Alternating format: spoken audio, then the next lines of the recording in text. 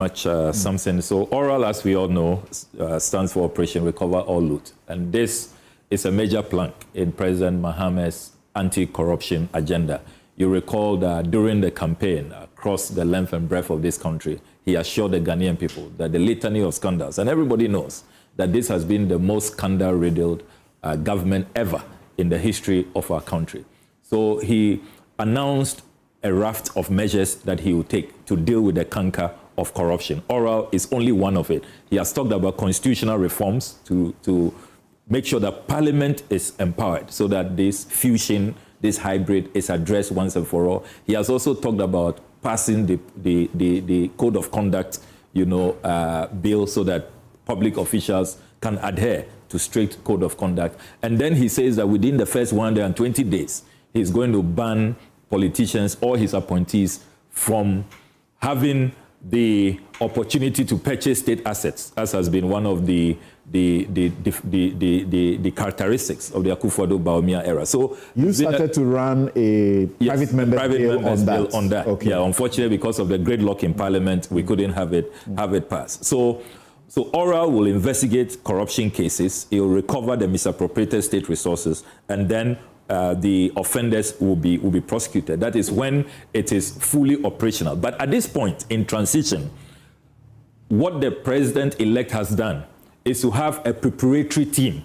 And the press statement signed by the Honorable Felix Kwachiofosu is very clear. I've heard many people say, oh, are they not usurping existing institutions' mandate? What is their legal, mandate and all of that? We want to make it clear. Legitimate questions. Legitimate questions. And we are glad that those questions are coming up. So it's just a preparatory framework. The president-elect does not want Ghanaians to think that all of this oral campaign was just campaign talk, political talk, and that having won, he's forgotten about it. He wants to show the Ghanaian people that he is hitting the ground running and that he's committed to his anti-corruption drive. So it's just a preparatory transitional process where we are just serving as an evidence-gathering team. So we are just a conveyor belt. We will hand over to an Attorney General when he has been appointed and approved by Parliament. So we want to make that very clear. We are not going to investigate. We are not going to prosecute. We don't have that legal mandate. So it's just to make... And you see, what this does is that apart from showing the Ghanaian people that the president is committed to this anti-corruption drive, it also helps to address the impunity. Remember that when there are these transitions, some people become emboldened, they want to target certain individuals, certain assets, they want to take it back. But when you have this formalized process, and the president-elect explained that even he was receiving a lot of calls, a lot of messages. Once you have this formalized process, you go there, send your evidence there, and we have announced our interactive platforms. We've told the general public, you can reach us on 0800 900 111. That is the hotline, 0800 900 111. We also have a website, oralgh.org, or you can send an email. And the way it's been done, your identity will be protected. You don't have to worry about coming under threat because your cover has been blown. And the email is public@oralgh.org. And we announced this only yesterday. But those who don't want to hide the identity. I saw that the Media Foundation for West Africa got you a dossier. Yes, a whole dossier. And of the when you go through it, we were shocked at what please we go saw. And now the basis for oral, the Corruption Perception Index, and I'm glad that the grandmother of that is here herself, Auntie Mary. We have stagnated. Akufo-Addo's best performance is President Mahama's worst performance. And GII and civil society, anti-corruption crusaders have been worried about our performance. Then you look at the Auditor General's reports year after year. Last year, the Auditor General discovered that this country lost over 8.8 billion Ghana cedis. And the Auditor General made a profound statement. He said that a lot of the funds were recoverable. And that is why Domlevo was doing surcharging, disallowances, and all of that. But that has stopped more or less since Domlevo was handed out. And so the Auditor General appointed by this president is saying that a lot of the 8.8 billion could be recovered. And that is what oral is about, that we can recover those... Occupy Ghana audited 5 years of the Auditor General's report and found that money that was lost or stolen or misused was more than up to about 3 times what we have gone to the IMF to borrow. And I'm not surprised at all. Indeed, conservative estimates put it at about $3 billion every year, the losses to corruption. Okay. So I'll quickly go through some of the matters that have engaged the nation's attention and agitated minds. The 25 billion banking sector cleanup. I mean, this is one area. Look at the sums involved, 25 billion.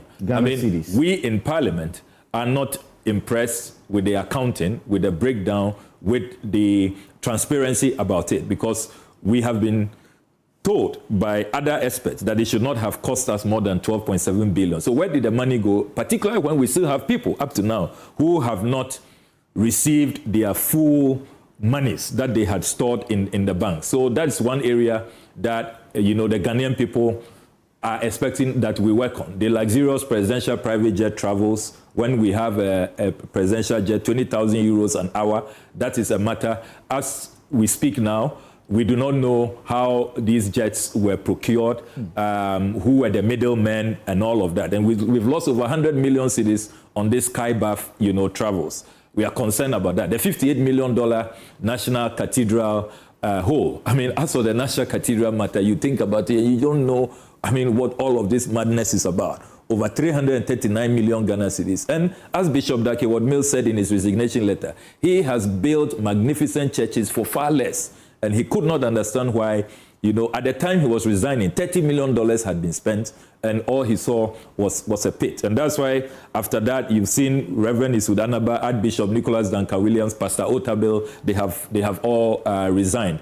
We now have a Shraj report which says that whole project is illegal. They didn't follow the procurement laws, and that retrievals have to be made. Carrie Summers is a chap in America who is keeping at $6 million. He was giving that money to go raise funds, which is against the industry practice. He should have just been given a commission after raising the funds. Then the inflationary pricing, the extortionist pricing with David Ajayi. Suddenly, under this government, David Ajayi became the sole architect, architect extraordinaire. He had all the projects from Marine Drive, Trade Fair, National Cathedral, the Parliament, the new chamber project, everything, Du Bois Center, everything. And the way he is procured under emergency circumstances, sometimes without recourse to the Procurement Act. So these are people who we will be interested in. Then the National Cathedral Secretariat continues to receive salaries. So far, three of their top secretarial officials have received about 2.2 million Ghana cedis with no work being done. So these are areas that we are concerned about. Then there's a $108 million ambulance scandal. You remember the presidential daughter's business partners.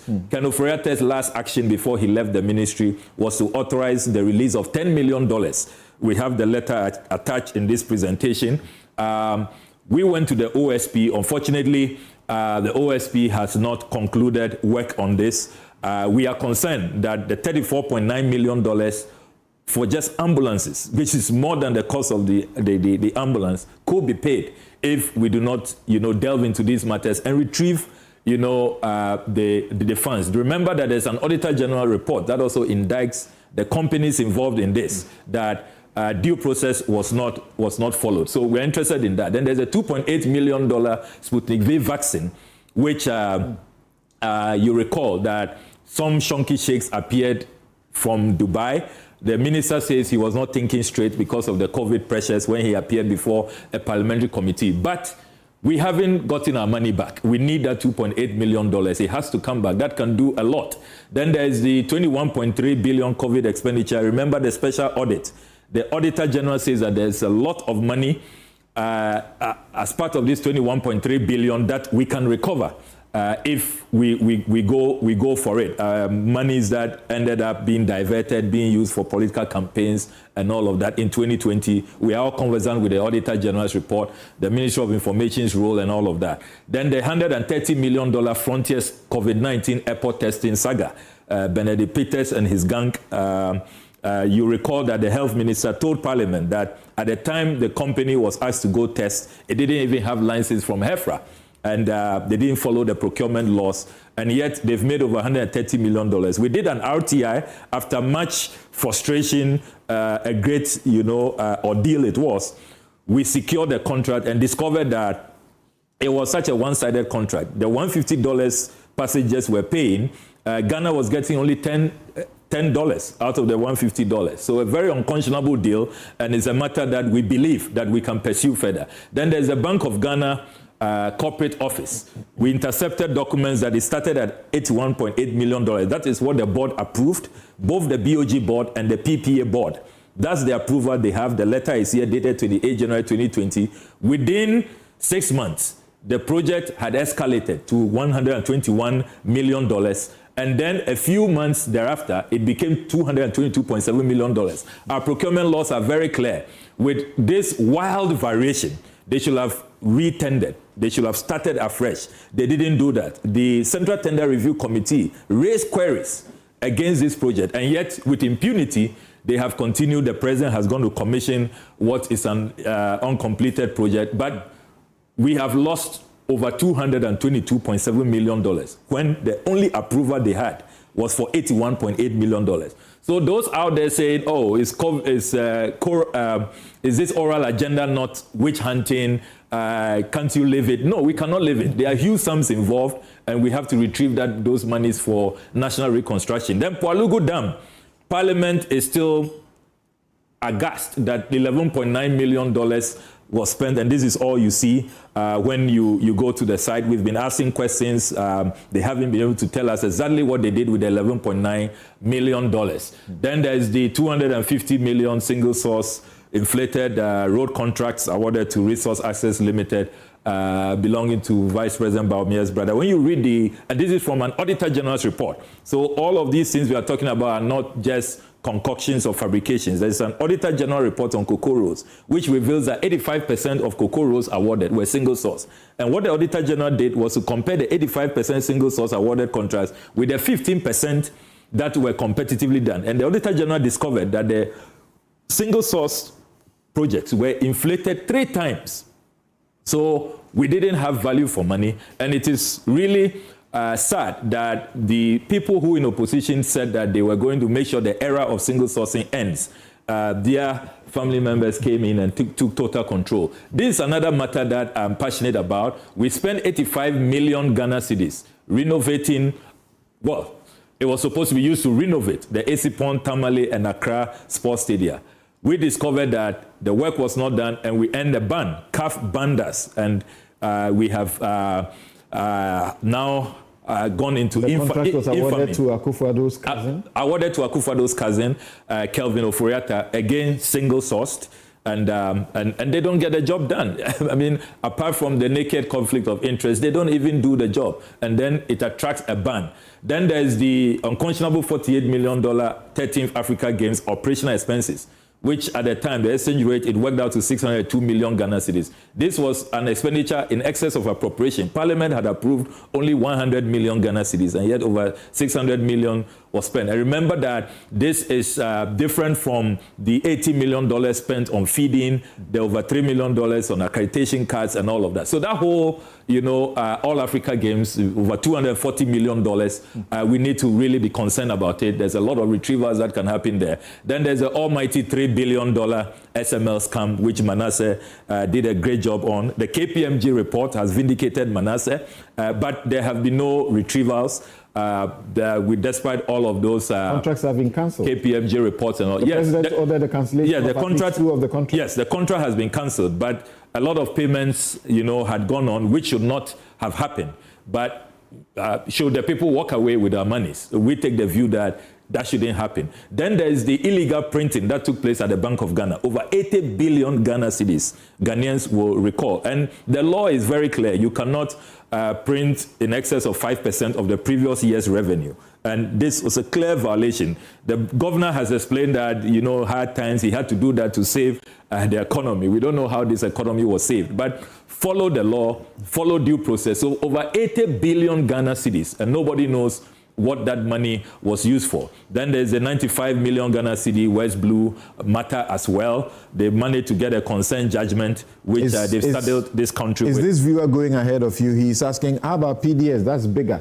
Yes, that's going to come up. It's going ahead of me. Then there's a $12 million Ejapa payoff. You remember, we all thought we had stopped it, civil society, the media, we all thought. Then we discovered that apparently they had gone to spend $12 million in London. We think that money ought to be retrieved. Then PDS, the viewer is spot on. So $190 million lost. Then there's also the 1 billion cedis that PDS says they collected, which they have not released. We need to be interested in that. They have to give us that money. Already ECG is collapsing. Their technical and commercial losses is in excess of 32%. This led to the Millennium Compact taking away the project to support ECG's operation, which now President Mahama is seeking to see if we can get it back. Is that possible? Yes, we are getting good. He met the U.S. ambassador, and she says that she will help us to restore that. Quickly finish up. Then we have the $24 million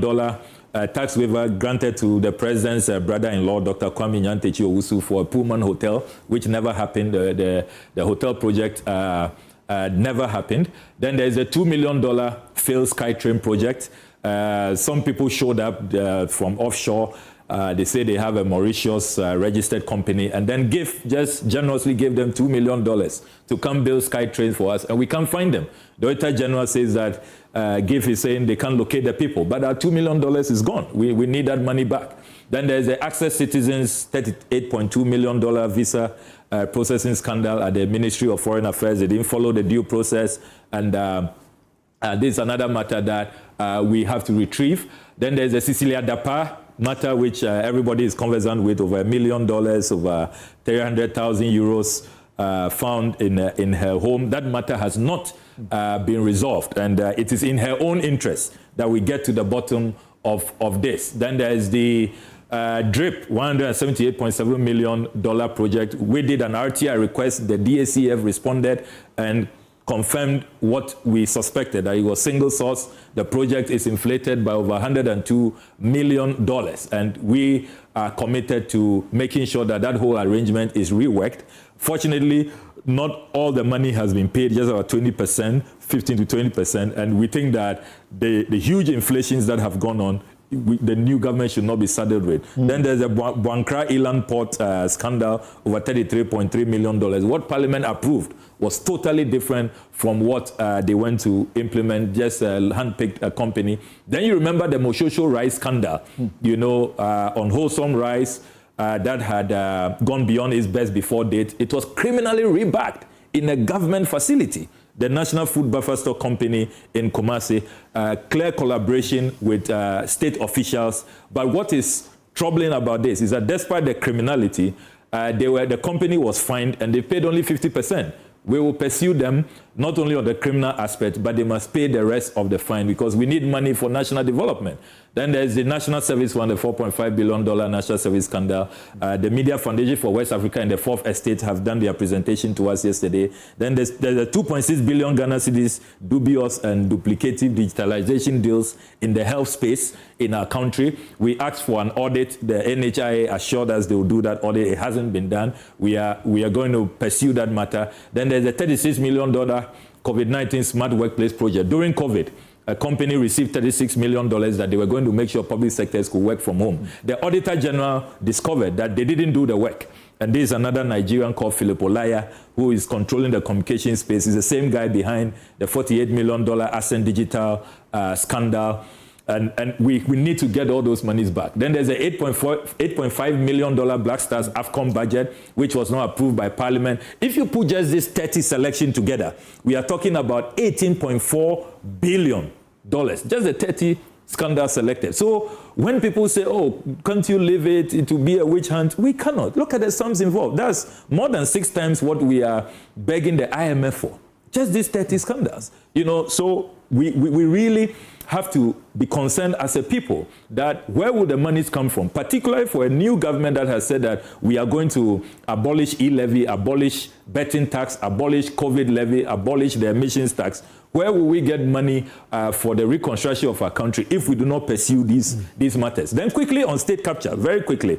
State capture is also, a new canker which has consumed this country. And Dr. Atta Kennedy was right in his post-mortem article that they lost the election because of state capture and corruption. Remember the Bulgaria embassy demolition. I mean, you are conversant with the Vienna Convention. You do not, violate the inviolability of diplomatic... I need you to go over this very quickly. So we know about that. We've been saddled with a 5.3 million Ghana cedi compensation, according to the Seoul Enquirer. That has not been paid yet. Then you know about the Bra Champions Need Hotel saga, then the Labadi beachfront. But yesterday there was good news. Thanks to the way Ghanaians have voted, the management of Labadi Beach Hotel felt emboldened to go to court, and they have secured an injunction against the Blay brothers and to stay off their beachfront. They now say that they can reclaim their beachfront, which was taken from them at the time Freddie Blay was chairman of the MPP. So very good news. Then there's the Akufo-Addo daughters in Sonam land grab. I did an official search with the Lands Commission. That restaurant is on the state land, and we need to really know what's going on. His niece's Lot fashion company also on the state land. Then there's a Heaven Builders land grab, the airport lands, which under very dubious circumstances were given to this company. We've been chasing this company. Their address doesn't lead us anywhere. We're concerned about that. Then the demolition that the Lomote Adote family suffered, broad daylight demolition to politically exposed persons, the Dream Citrix Company Limited. We need to go after them. Then there is the Baumia's Aid land grab, prisons lands at Roman Ridge being given to Professor Pierre-Edu. There's the Parks and Gardens lands in Accra, in Wa, which we have to reclaim. Then there's all of these state capture reports across the country. What Suhini reported in Parliament happening in Tamale, Cape Coast, Ho, Kumasi, Takrady. So state capture has become a huge, huge issue. The Ghana International School land grab, we still haven't identified those who tried to take over their land at dawn. We are concerned about that. The Agric Extension land grab, which also has the National Intelligence Bureau boss and Kennedy Osenyaku and others. That is around the Gifford Road, opposite Elwak. They have just taken over that agric mechanization. They violated the LUPSA law. They haven't come to Parliament to rezone, and they are just sharing it amongst themselves, paying a paltry 160,000 cedis for prime land, which is going for over $1 million. Then you know about the looting at the AU village in cantonments, and we have the list. All of those who benefited, they paid less than 180,000 cedis from KJ to Ibrahim Mohammed Awal, Dr. Ernest Yedu Addison, the governor of Central Bank, his two deputies, Joseph Boahin Edu, Dr. Janet Ampedu Fofie, Kobna Mante Jatenyako, and Samras for the Jete, Amasari Odro, Kenoforiatas, Enterprise Insurance, the Akwesi Abuaji Etua, the SIC board chair, former Chief Justice Georgina Theodora Wood, Janet Ampedu Fofie, Kwabna Mante Jekte, and all the others. And what is, very characteristic of this whole state capture is that, there's no advertisement, there's no due process, it's not open up to the general public, and so you have now many institutions in court fighting to protect their lands, including the Judicial Service of Ghana, the Prison Service, the military, and all of that. So state capture is another huge, canker that ought to be defeated, and we need to retrieve all of these assets for the country. So because of time, I've run through this very quickly, and this is the case for oral. And look, only a few days ago, I went to Uracare to